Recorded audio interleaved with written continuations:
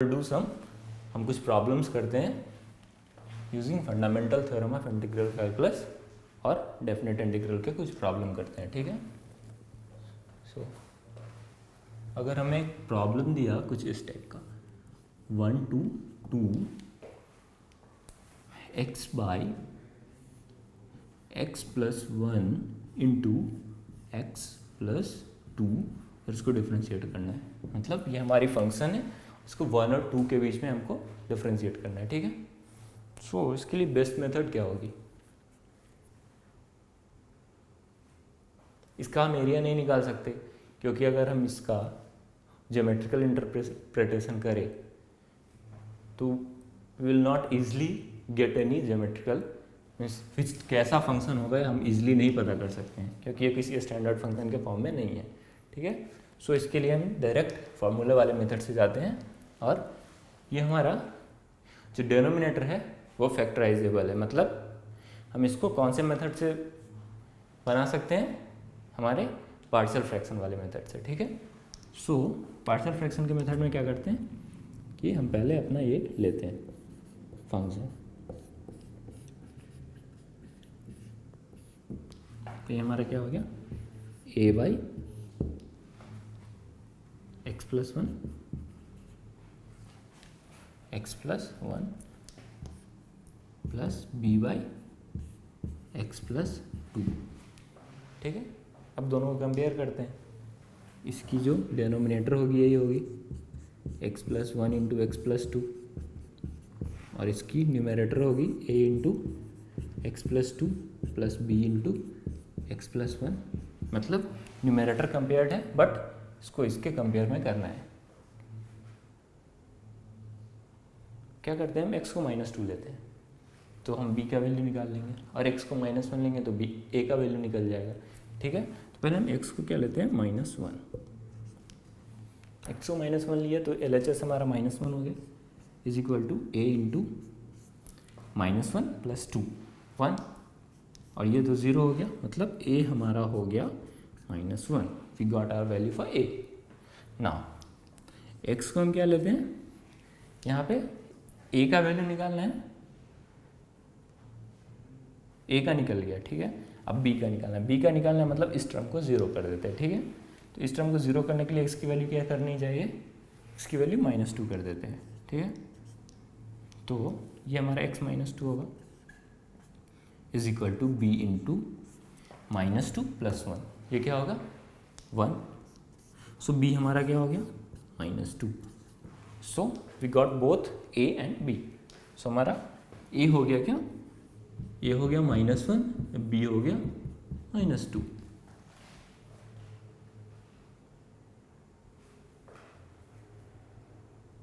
x is equal to x plus 1 a into X plus 2 b into X plus 1 x -1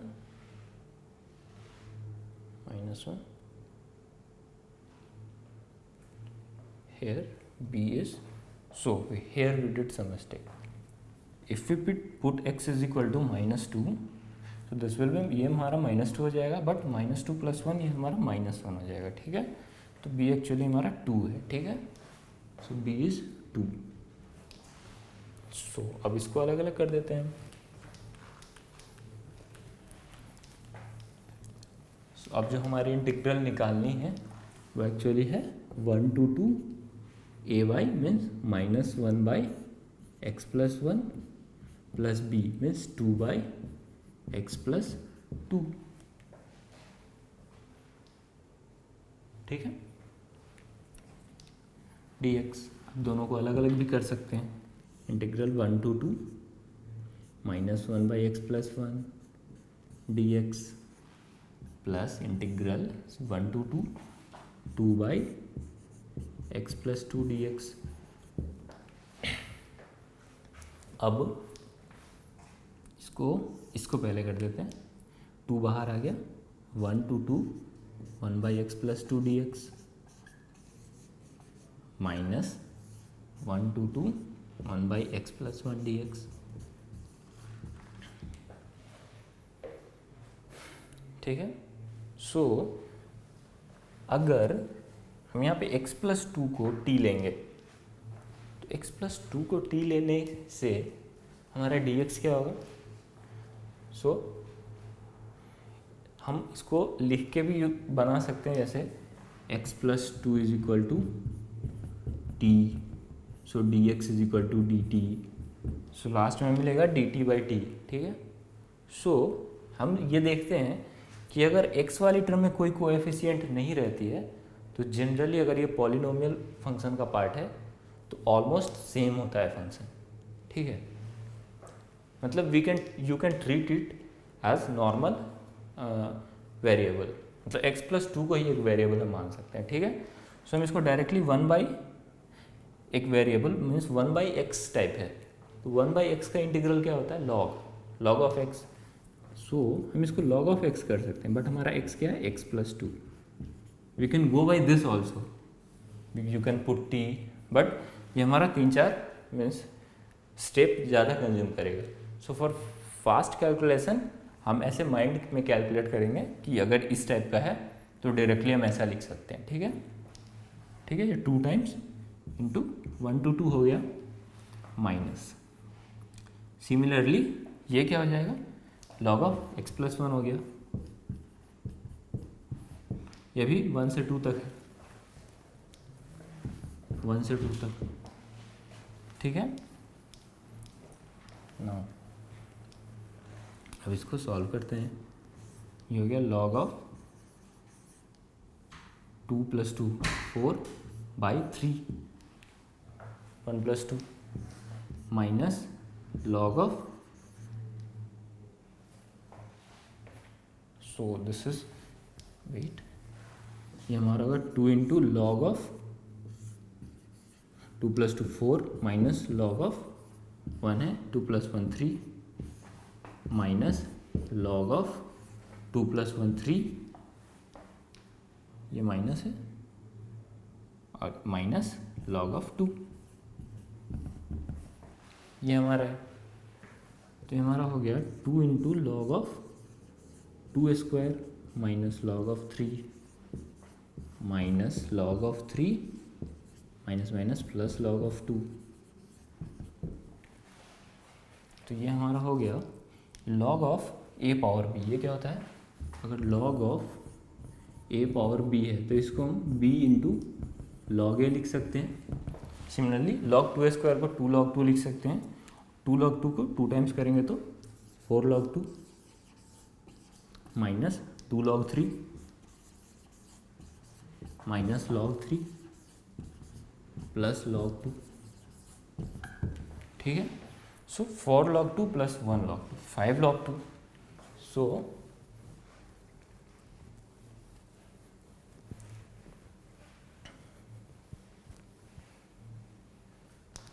ये हमारा हो गया 5 log 2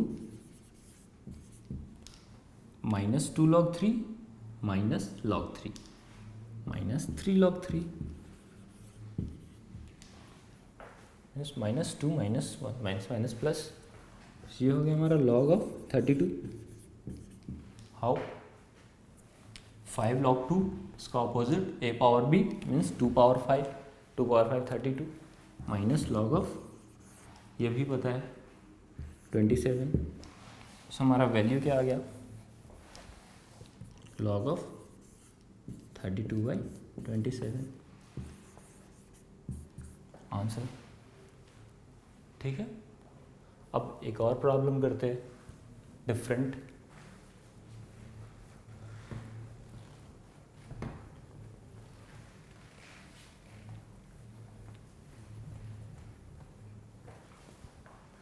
we have problem like 0 to 5 x e power x dx। सो कैसे करेंगे? Let's think. So x e power x, हमारे पास कोई ऐसा method नहीं है जिससे x e पावर x को डायरेक्टली सॉल्व कर सके, बट हम यहाँ देखते हैं कि ये दो फंक्शन है, एक x है और एक e पावर x है, और हम ये पढ़े थे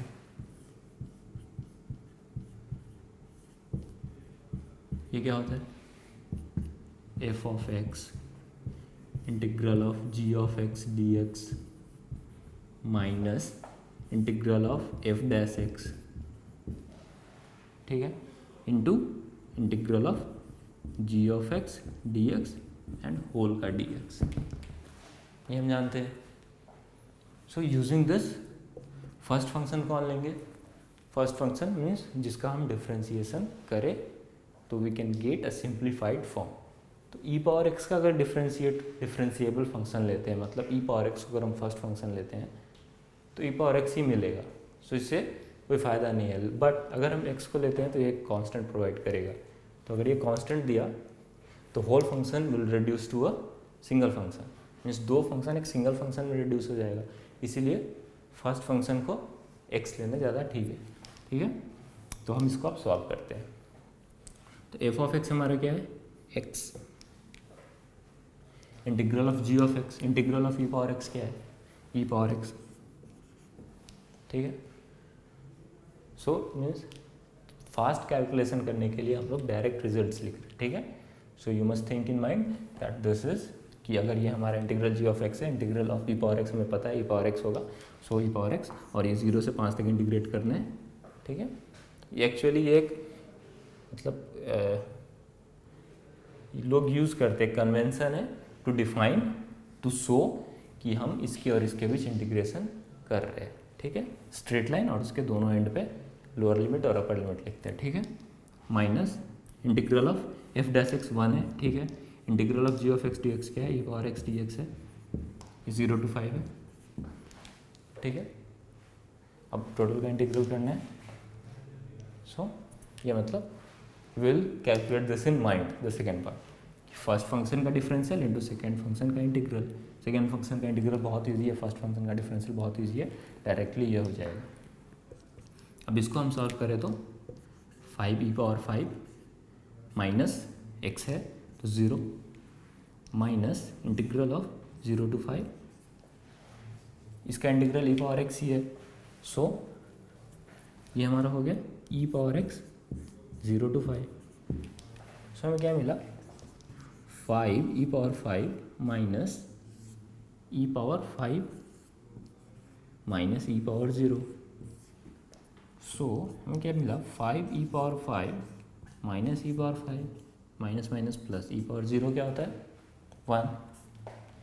सो हमारे पास वैल्यू क्या है इसके आंसर? 4 ई पावर 5, 5 ई पावर 5 माइनस ई पावर 5 मतलब 4 ई पावर 5 प्लस 1, ठीक है। सो ये हमारा आंसर है। सिमिलरली एक और करते हैं टू रिकॉल द फार्मूलाज जो हम लोगों ने याद किया हुआ है, वो फार्मूला एक याद करते हैं, याद करते